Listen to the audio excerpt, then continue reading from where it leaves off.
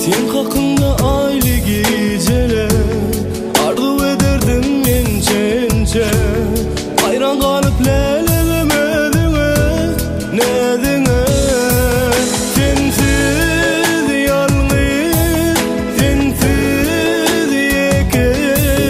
bu dünyada men canım yalnız men sensiz yalnız sensiz yeke bu dünyada men canım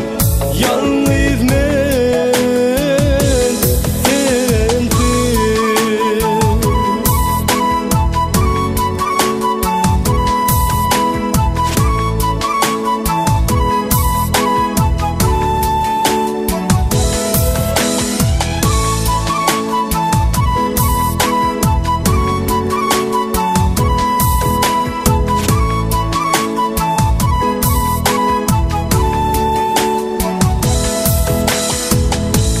Orun tutup yüreğimde aklım alıp men elinden kara gözüm zadaladı beni yarım yürüyüşüne eridip senin yüreğimi eridip menin elmi dağla izlayan senin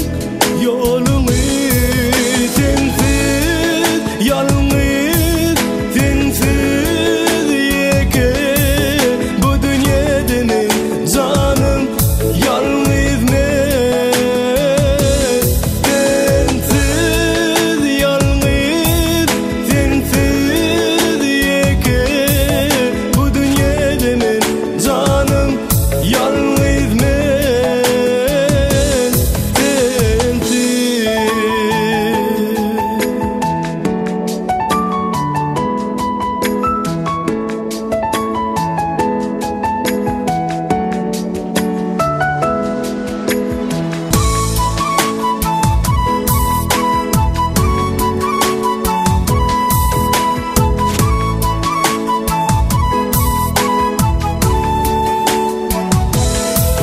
Sen